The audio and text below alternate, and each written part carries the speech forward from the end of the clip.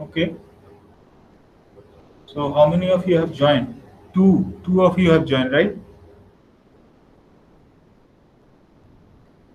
Yes, sir. Okay. So let us start today's. Can you guys see the writing on the board? It is important. Yes, yes. Yes, It's sir. clear, right? It is clear. Yes, it is clear. Okay. Oh, Very good. yes. Thank you, Bapi. So, good morning, everyone. So, let us start today's lecture. Only one thing I would like to mention to you. Uh, since we have the classes in the morning, I think the schedule is from 10:30 to 11:30. So, I would just request you to kindly get ready from 10:15 or 10:15 would be fine. So if I am ready by 10:15, then we can start by 10:15 and maybe end at 11:15. So that would be very convenient. So from the next class, get ready from 10:15. And Monday there is some this Bhaipota occasion is there. So Monday all of you will be there. Are you there on Monday? Yeah, I will be, but I cannot say about others. Okay, so Monday I will be coming and I shall take a class because I don't want to miss classes. There are already in this semester we will not have many classes. So Monday I will come and take a class.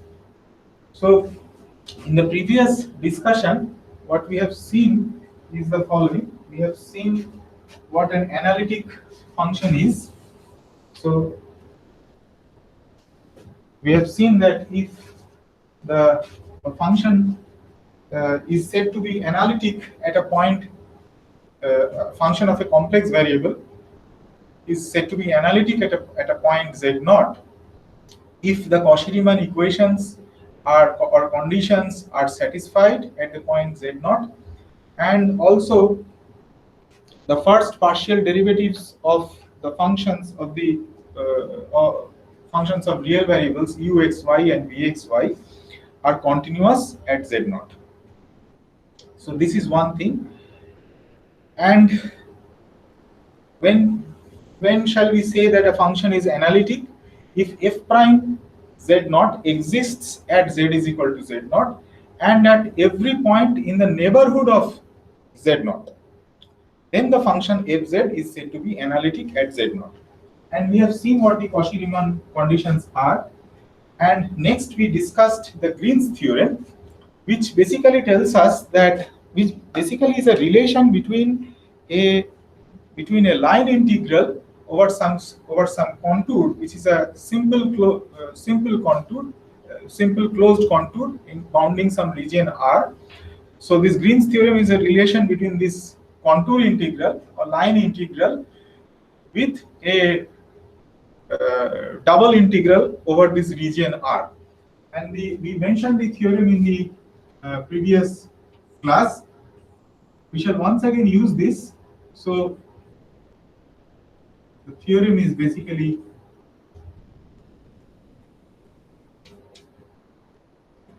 of this form. It is will be del x plus del u del y dx dy. So this is basically the Green's theorem. So as I mentioned that we have some simple closed contour which is being traversed in the positive direction. So it is a positively oriented contour, which means that the region R, this is the region R, which is bounded by this closed contour. So positively oriented contour basically means that the region R always falls on the left side, on the left side of this direction in which you are traversing. So that is a positively oriented contour, and it is a simple closed contour. And the result is that if you consider the line integral of this thing u dx minus v dy over this closed contour bounding this region R, then that is related to this double integral over the region R. So that is the result of Green's theorem. We shall not prove it now, we shall prove it later. But what we shall do is, we shall use this to prove a very important theorem in complex variable analysis. And this is called the Cauchy integral theorem.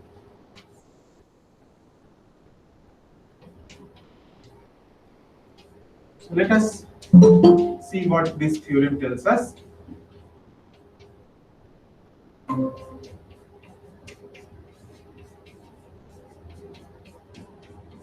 This is the Cauchy integral theorem.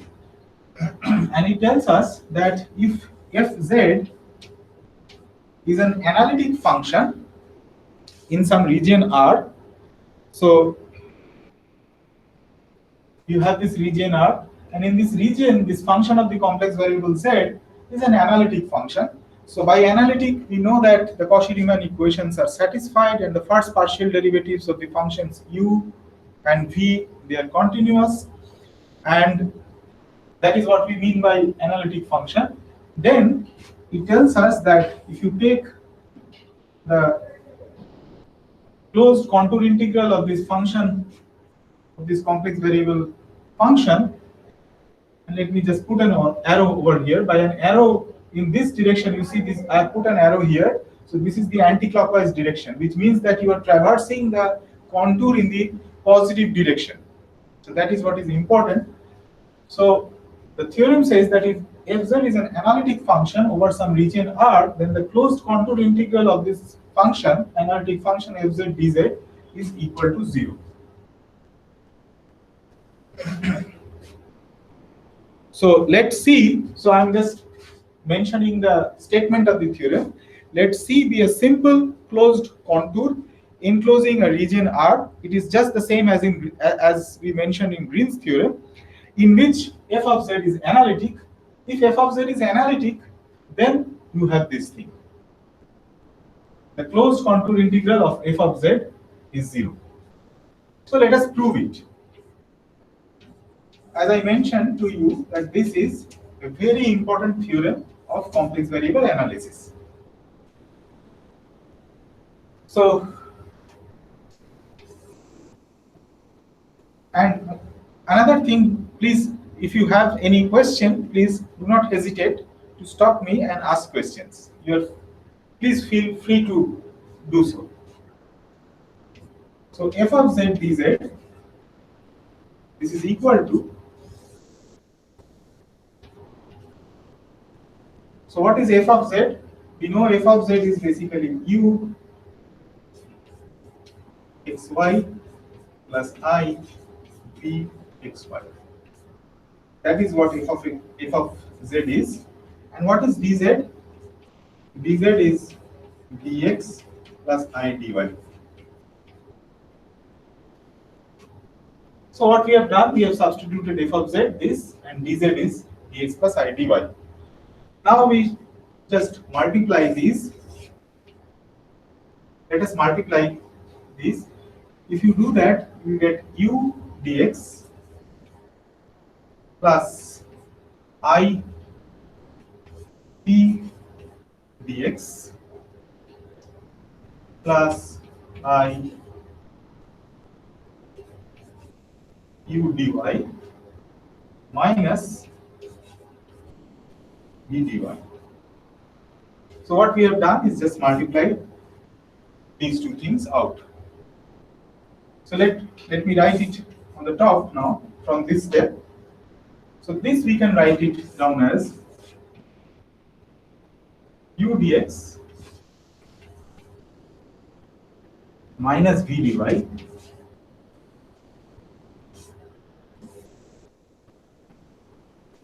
So I have combined this term with this term, and then we have these two terms. So that is plus I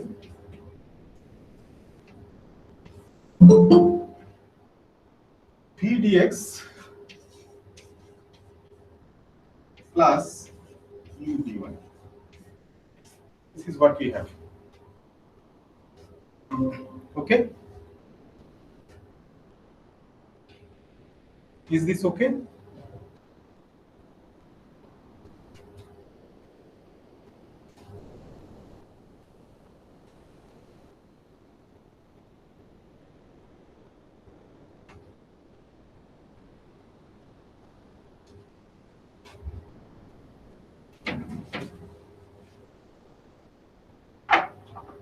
So this is therefore, now you can see that this term, the first term here, you can apply Green's theorem, and if you apply Green's theorem, this is basically this double integral over the region R, and that is del V del X plus del U del Y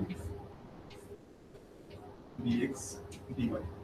So this is the first term. And the second term is I contour integral over the closed contour, simple closed contour C, v dx plus u dy.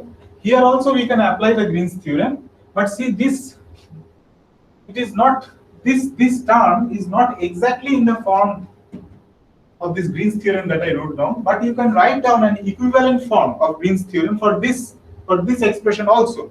You can do that. That is not a problem. You can write an equivalent form for that, and if you apply Green's theorem for the second term, then what you will get is the following. You will get plus I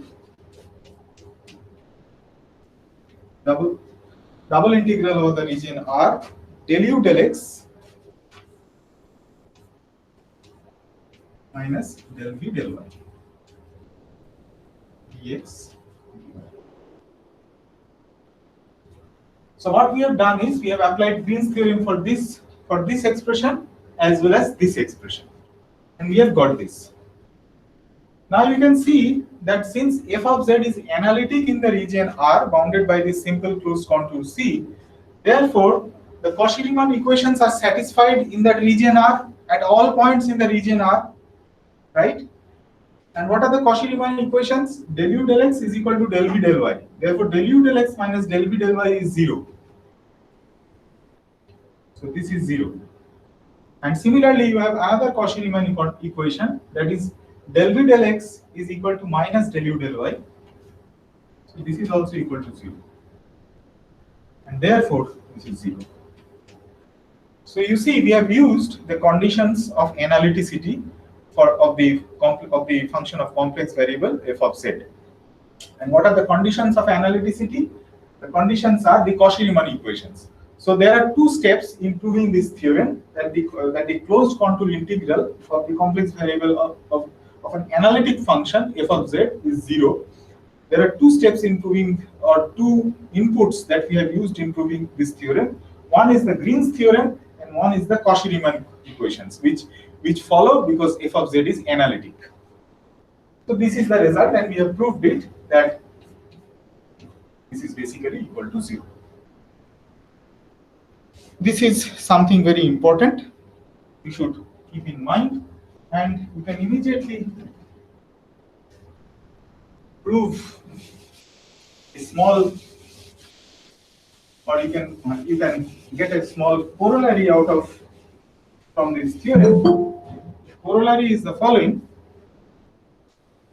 Suppose you have some closed contour, simple closed contour.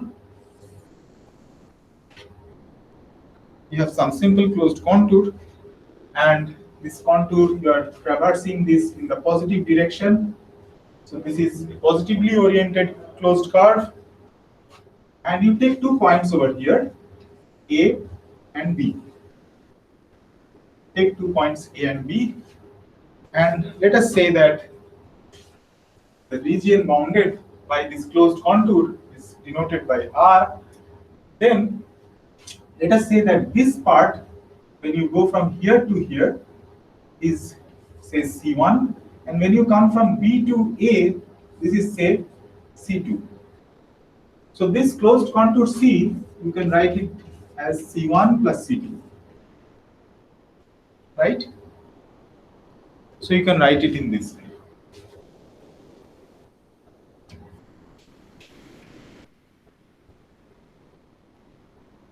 Now, let us assume that the function f of z is analytic in this region R. Then we have the Cauchy integral theorem that f of z, the line integral of this analytic function of the complex variable z over this closed contour C is 0. We have this thing, but this I can write it down as this. You can write it down as f of z dz from A to B. So you are going from this point to this point, and what is this? Along C1. So why I am writing along C1, because from A to B you can also go from here, go along this path, but we are not doing that. We are traversing it in the positive direction, so that the region is always falls on the left side of the contour of your in the direction in which you are walking. So the region is R is on the left side. So that is why I am writing this closed integral as A to B along C1. So you are going along this way, and then this is plus B to A along C2. So you are coming back in this direction, and therefore what we have is f of z is equal to 0. Okay, and from here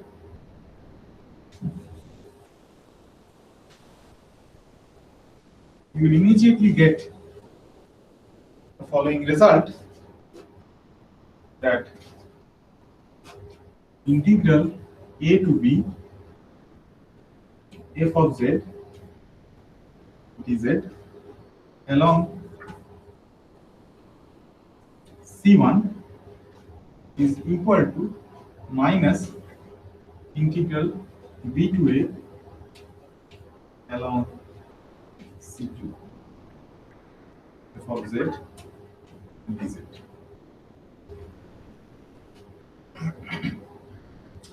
But now you can see that you can write this down as, we can just change the limits at the cost of this minus sign. So you can get rid of this minus sign, and you can write this down as integral A to B. So what you see is that if you go from this point to this point, either along this path or along this path, the result is the same. So it tells you that the line integral between 2 points, if the function f of z is analytic, then the line integral between 2 points is independent of the path. If the function f of z is analytic throughout the region R. So let me write down this. So the observation that we find from this thing, the line integral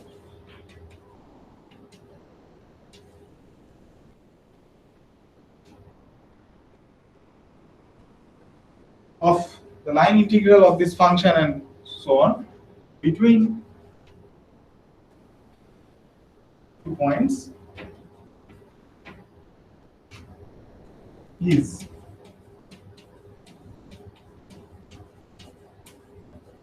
independent of the path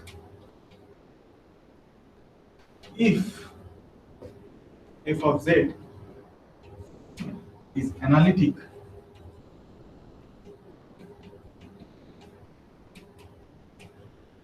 throughout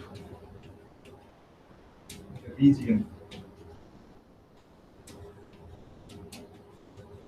R, bounded by the simple closed contour C and so on.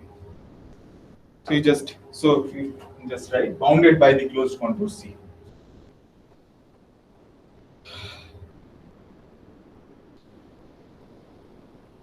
Okay, is this fine? Is this theorem okay for you?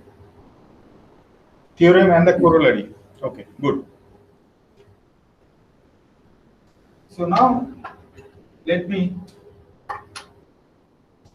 give you another result. Let us now suppose that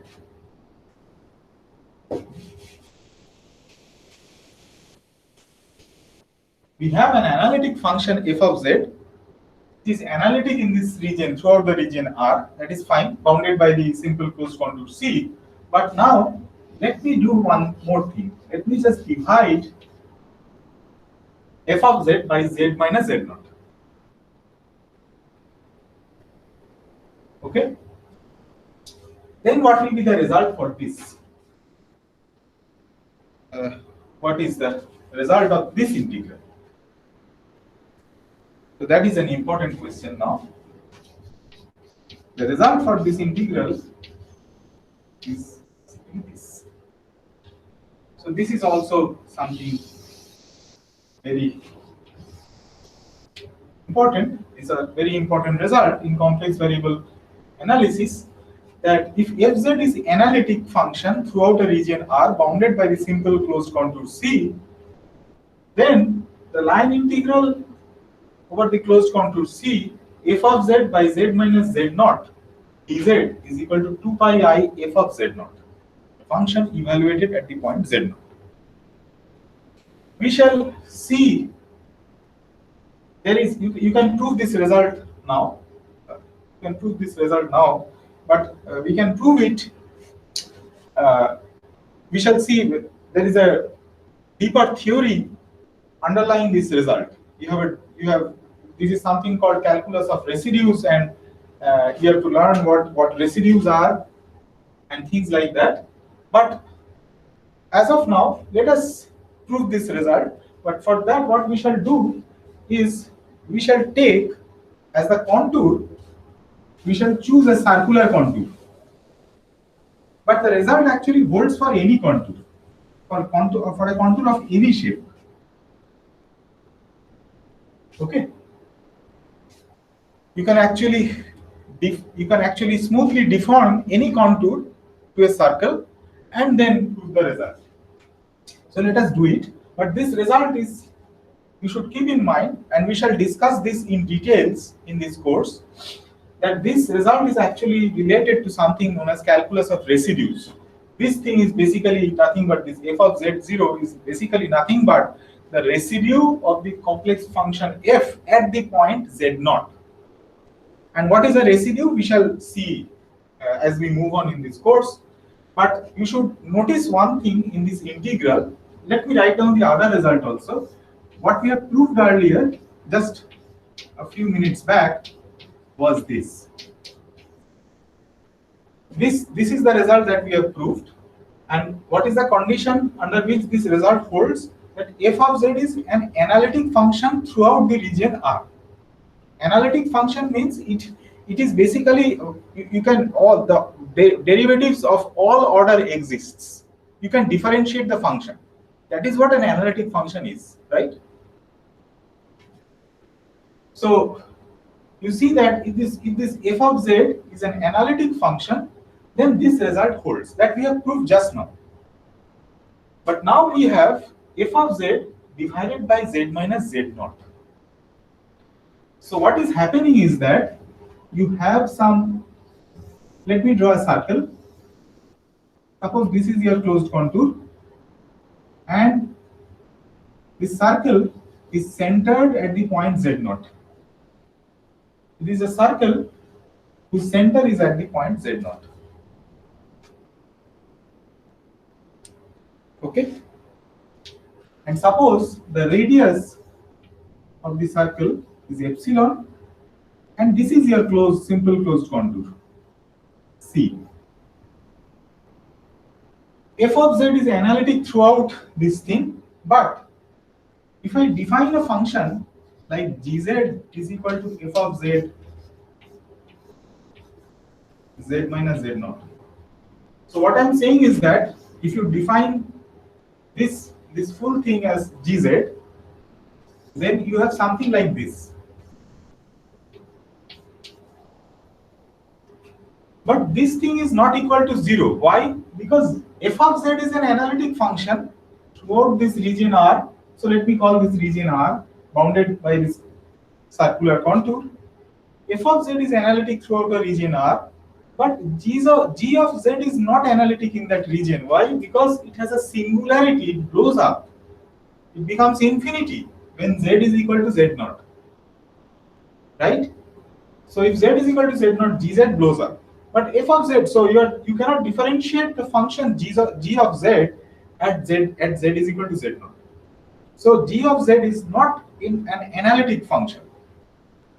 And if g of z is not an analytic function, this result tells us that if you take the closed contour integral of g of z, then it is 2 pi I f of z naught. So let us prove this theorem now. From this geometry, you will easily see that you can see that z minus z naught. What I do is I have to integrate over all these points, right, on the circular contour. So z minus z naught is basically epsilon e to the power of I theta. That is what we have. Where so these are the points that you have. So if you take a modulus of this will give you epsilon. So that is the radius of the circle. So if you do that, then from here you can immediately see that d of z is epsilon is constant because this is a constant radius. You're moving along this circle. So that is therefore epsilon, but this angle is changing, right? So any complex number you can represent it in this way. This is a polar representation that I've already mentioned. So what I'm doing is that I'm taking z minus z naught is equal to epsilon e to the power of I theta. So what we have now is where z are these points on this circular contour, and now I'm taking a dz. This will give us I epsilon e to the power of I theta d theta, right? Let us now substitute these things in this integral.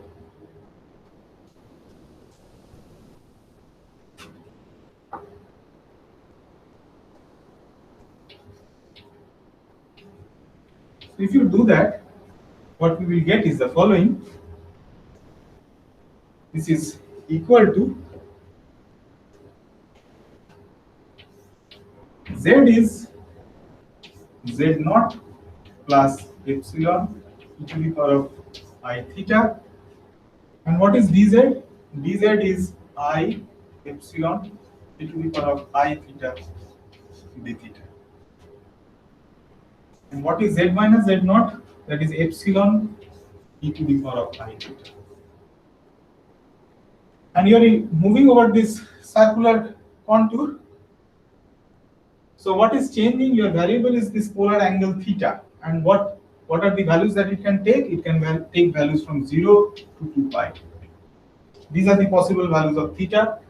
So you should integrate theta from 0 to 2 pi. Now you can see that epsilon and epsilon cancels. E to the power of I theta, e to the power of I theta cancels. And we have, this is equal to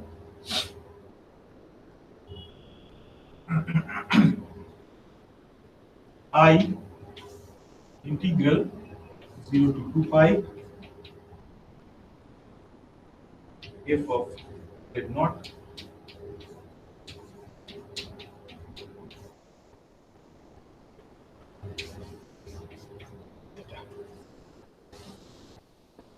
okay. This is what we have.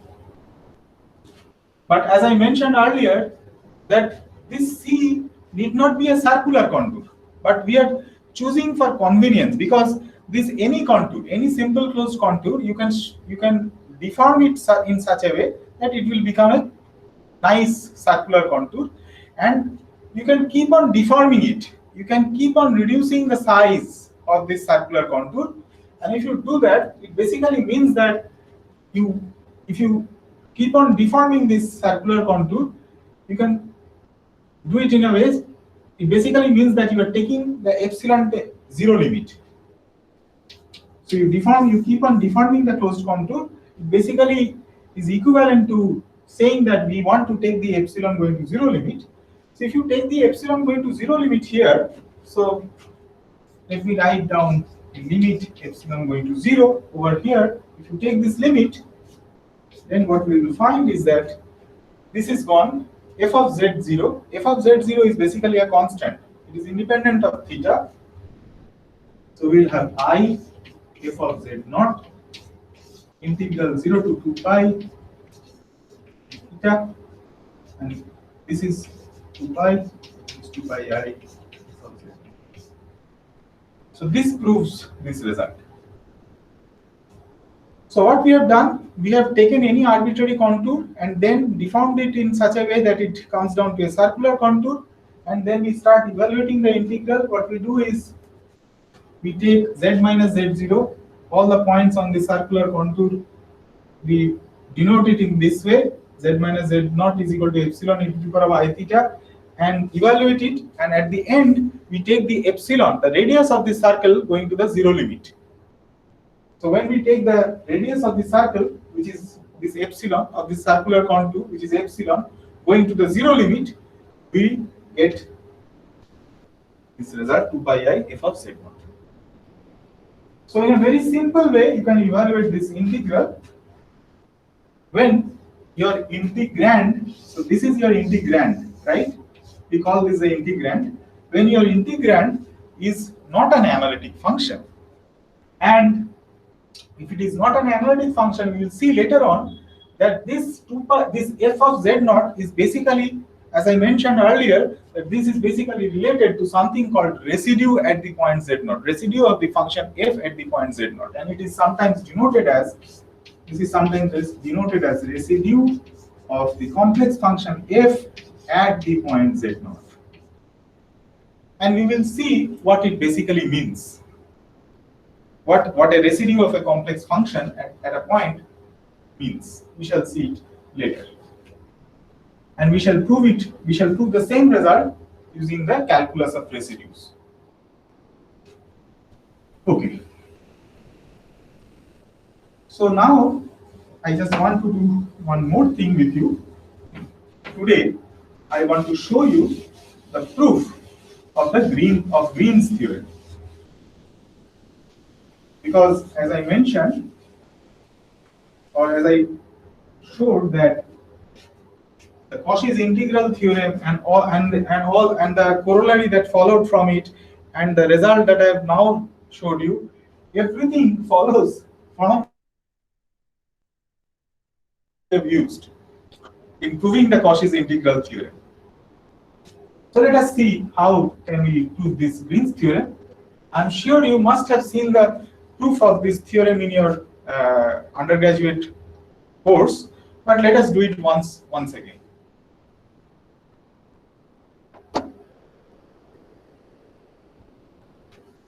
So I have already mentioned the statement of this theorem in the previous class. So let me take this contour, simple closed contour C, and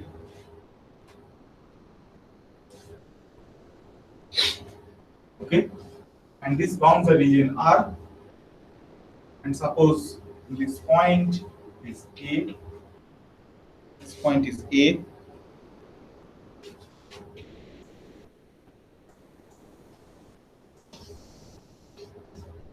X, this point is A, this point is, say, C. So don't confuse this C with this C. This point is, say, B. This point is, say, D.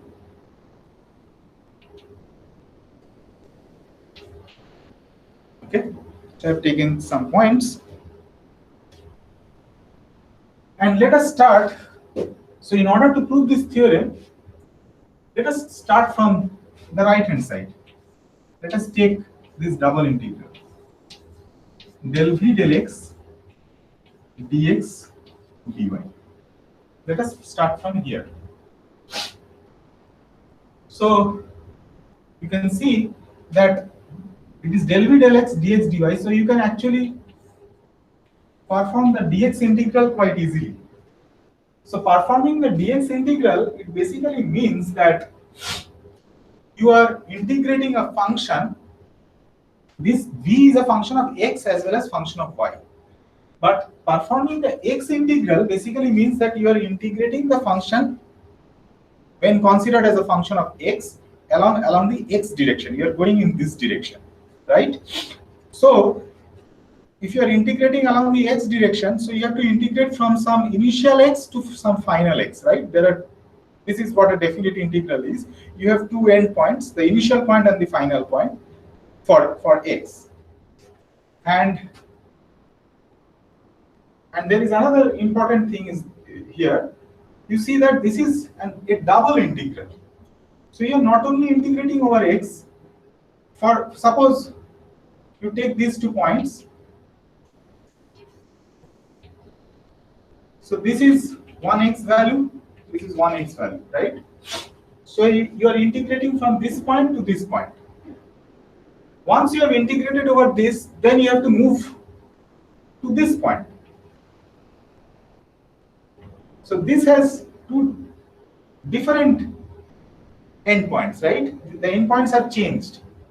And the endpoints have changed as a function of y in this direction.